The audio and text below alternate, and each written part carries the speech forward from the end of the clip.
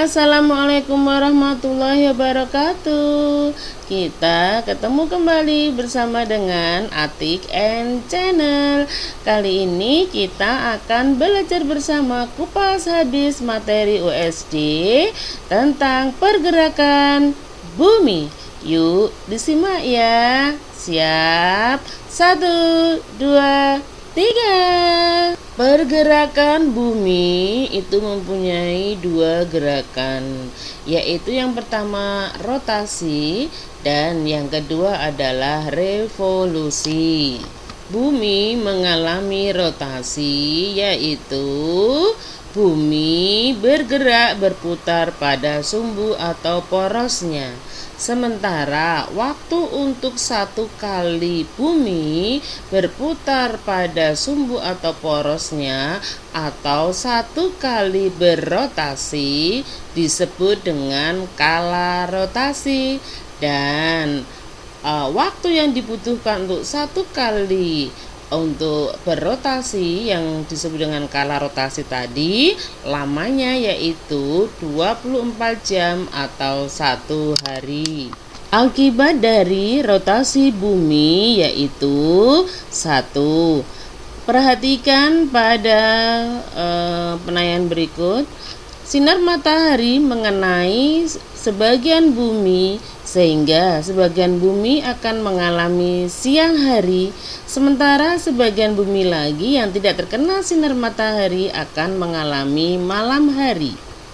Dan akibat rotasi bumi yang kedua adalah terjadinya perbedaan waktu di dunia. Nah, sementara di Indonesia terbagi menjadi 3 daerah waktu berdasarkan pada jarak suatu wilayah berdasarkan dengan garis bujur, yaitu setiap 15 derajat selisih waktunya adalah 1 jam atau 30 menit. Sementara akibat rotasi berikutnya yaitu terjadinya gerak semu harian matahari. Maksudnya apa? Matahari seolah-olah bergerak ya, padahal bumilah yang bergerak. Bagaimana geraknya? Bagaimana gerak semuanya? Yaitu pada pagi hari ya, matahari muncul dari arah timur. Mengapa seolah-olah matahari muncul dari arah timur? Karena arah rotasi bumi dari barat ke timur. Sementara pada siang hari matahari ada di atas kepala kita, dan sore hari matahari tenggelam ada di sebelah barat. Nah, inilah yang disebut dengan gerak semu harian matahari. Seolah-olah matahari bergerak setiap hari dari timur di atas kepala kita, kemudian di bagian barat. Nah, akibat rotasi berikutnya yaitu pada saat bumi berputar pada sumbu atau porosnya, maka akibatnya adalah lama-kelamaan pada bagian kutub bumi utara dan selatan akan mengalami pemepatan, sementara pada bagian ekuator akan mengalami penggembungan. Nah, berikutnya akibat rotasi selanjutnya yaitu terjadinya arah angin yang berbelok ya. Nah, ini yang membuktikan bahwa terjadinya angin muson barat dan angin muson timur. Nah, terjadinya angin muson inilah disebabkan karena rotasi bumi yang mengakibatkan arah angin berbelok. Nah, dari penjelasan di depan bisa kita simpulkan bahwa akibat dari rotasi bumi 1. Terjadinya siang dan malam. 2. Perbedaan waktu. Yang ketiga, gerak semu harian matahari. Keempat, kutub memepat. Yang kelima, ekuator menggembung. Serta yang keenam adalah arah angin berbelok. Jelas ya? Nah, sekarang kita akan membahas mengenai pergerakan bumi yang kedua, yaitu revolusi bumi. Revolusi bumi adalah bumi bergerak mengelilingi matahari.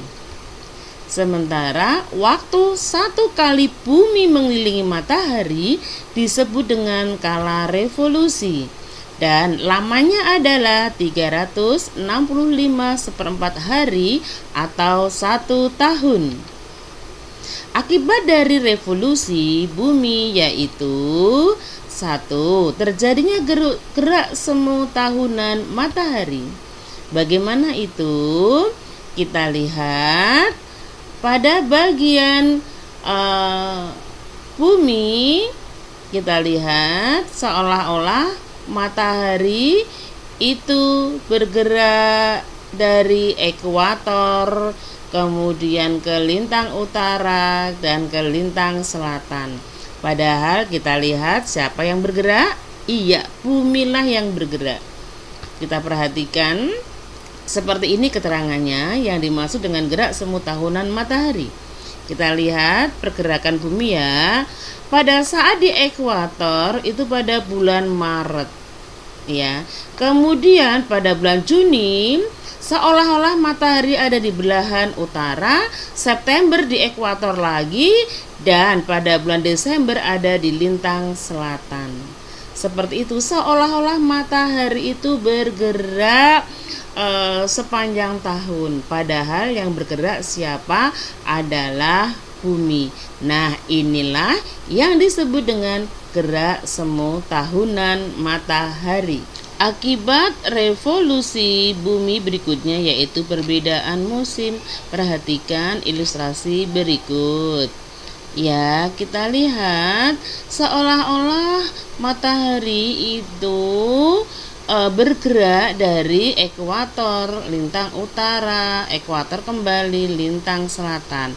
Maka mengakibatkan terjadinya perbedaan musim. Lihatlah musimnya bagaimana perbedaan itu. Lihatlah seperti pada tabel. Nah, musim-musim yang terjadi di belahan bumi utara serta belahan bumi selatan itu merupakan akibat dari revolusi bumi. Akibat revolusi berikutnya yaitu perbedaan panjang waktu siang dan malam. Penjelasannya sebagai berikut. Pada tanggal 21 Maret, matahari seolah-olah ada di ekuator, sehingga panjang waktu siang malam di sini sama.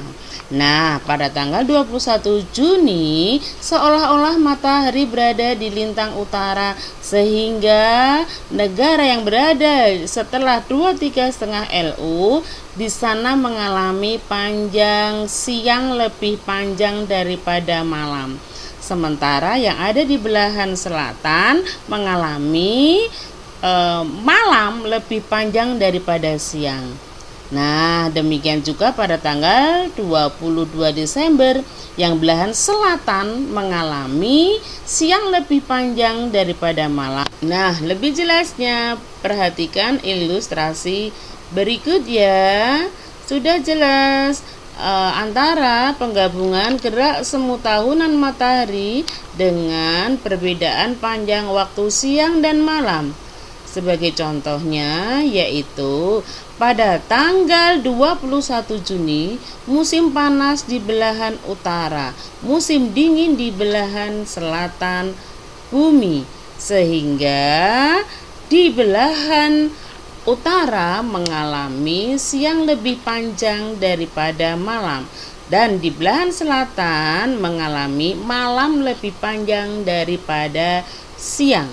Perhatikan ya ilustrasi ini ya untuk memahami tentang perbedaan panjang waktu siang dan malam.